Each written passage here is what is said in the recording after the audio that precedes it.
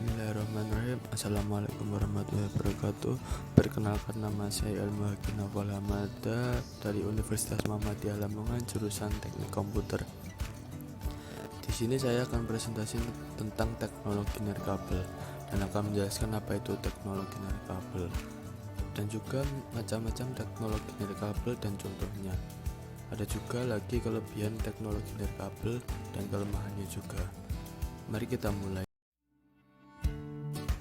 Di sini kita akan memberi pengertian teknologi nirkabel. Apa sih teknologi nirkabel itu? Yaitu jaringan nirkabel atau wireless network merupakan teknologi komunikasi yang menggunakan media tanpa kabel untuk bisa saling terhubung. Jaringan nirkabel sering digunakan oleh jaringan komputer untuk jarak dekat maupun jarak jauh. Untuk jarak dekat biasanya digunakan sebagai alat pemancar, yaitu Bluetooth. Contoh-contoh teknologi jaringan nirkabel apa aja sih yang ada di teknologi nirkabel? Yang pertama ada wireless fidelity WiFi, yang kedua wireless local area network atau WLAN, yang ketiga wireless wide area network atau WW1, yang keempat wireless personal area network atau WPAN. Di sini saya akan menjelaskan tentang wireless fidelity atau WiFi. WiFi merupakan suatu teknologi yang menggunakan peralatan elektronik sebagai alat penukar data secara nirkabel melalui jaringan komputer dan koneksi internet dalam kecepatan tinggi. Di sini juga saya akan menjelaskan tentang pengertian wireless local area network atau WLAN. WLAN adalah sebuah teknologi jaringan nirkabel yang termasuk dalam cakupan satu area yang bersifat lokal, seperti dalam suatu bangunan atau gedung. Begitu juga dengan wireless wide area network atau WW1. Di sini saya akan memberi pengertian tentang WW1 adalah salah satu contoh sekaligus jenis jaringan nirkabel yang dapat dijangkau untuk area yang luas, seperti kota maupun negara. Biasanya penggunaan WW1 atau wireless wide area network ini dilakukan dengan menggunakan beberapa antena maupun satelit. Dan yang terakhir, wireless personal area network atau WPAN. WPAN adalah jaringan nirkabel yang hanya dapat digunakan atau dapat dijangkau melalui area yang terdekat saja. Contohnya seperti infrared atau inframerah dan Bluetooth.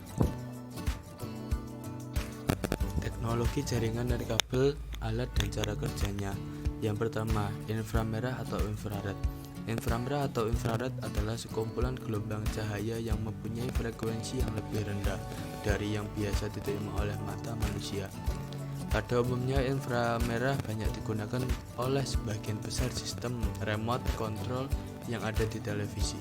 Kemampuan dari infrared terbilang cepat dan tidak memakan banyak biaya untuk melakukan koneksi. Yang kedua, yakni Bluetooth. Bluetooth adalah sebuah teknologi yang memungkinkan terjadinya suatu hubungan antara dua perangkat tanpa menggunakan kabel. Cara kerjanya bermulai dari satu sistem Bluetooth yang ada di dalam alat komunikasi yang dipakai oleh pengguna pertama sebagai pihak pengirim untuk dihubungkan ke perangkat lain, atau yang juga memiliki sistem Bluetooth sebagai pihak penerima. Yang ketiga yakni WiFi.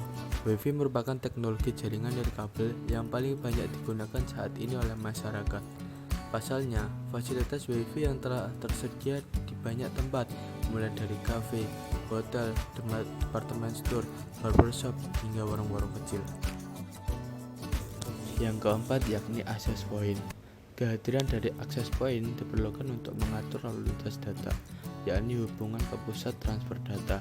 Kelebihan dari access point adalah transfer data dapat diproses dengan lebih cepat, cakupan areanya lebih luas, sistem pengaturan dan kegunaannya juga lebih terjamin. Nah, biasanya penggunaan dari access point ini diterapkan sebagai hotspot WiFi dan jaringan WiFi perkantoran yang membutuhkan stabilitas serta sistem keamanan data yang terjamin. Yang kelima yakni ad hoc. Ad hoc merupakan koneksi yang berjalan antar device WiFi peer-to-peer. Kelemahan dari ad hoc ini adalah apabila pemakaian WiFi terhubung terlalu banyak, maka koneksi transfer data menjadi lambat atau lemot. Namun, keuntungannya adalah pengguna relatif lebih murah. Teknologi jaringan nirkabel dan kelebihannya. Yang pertama, bebas beraktivitas. Yang kedua, mudah dalam proses instalasi. Yang ketiga, wilayah kerja yang luas. Bebas beraktivitas, yakni penggunaan dari teknologi jaringan nirkabel bisa dihubungkan dari mana saja, mulai dari perangkat komputer, laptop, hingga smartphone. Mudah dalam proses instalasi, yakni selain bebas beraktivitas dan dapat digunakan di mana saja, dalam penggunaan jaringan nirkabel, Anda tidak membutuhkan kabel-kabel yang digunakan sebagai penghubung. Teknologi jaringan nirkabel dan kekurangannya. Yang pertama, menyebabkan gangguan gelombang jaringan. Yang kedua, sistem keamanan terganggu. Yang ketiga, proses konfigurasi lebih rumit. Menyebabkan gangguan gelombang jaringan, yaitu jaringan nirkabel merupakan koneksi data antar perangkat yang dikirim langsung oleh gelombang radio. Dalam proses ini, biasanya akan timbul masalah pada gangguan gelombang radio lainnya, mulai dari gangguan gelombang jaringan pada siaran radio yang telah aktif, gangguan gelombang jaringan pada telepon masuk, dan lain sebagainya. Sistem keamanan terganggu, yaitu walaupun telah dilakukan berbagai cara sebagai upaya peningkatan sistem keamanan jaringan nirkabel yang digunakan, namun tidak menutup kemungkinan sistem keamanan tersebut dapat diganggu atau bahkan dibobol. Untuk itu, sangat perlu dilakukan pengaturan sistem pengamanan yang sangat benar-benar tepat. Proses konfigurasi lebih rumit, yaitu memang dengan memilih menggunakan teknologi jaringan nirkabel, Anda sudah tidak lagi direpotkan dengan urusan kabel-kabel. Namun dalam proses konfigurasi penggunaan jaringan nirkabel terbilang rumit, sehingga harus dilakukan dengan panduan yang benar dan tepat dalam pelaksanaan konfigurasinya. Cukup sekian materi yang saya sampaikan tentang teknologi nirkabel. Apabila ada kurang lebihnya, mohon maaf. Assalamualaikum warahmatullahi wabarakatuh.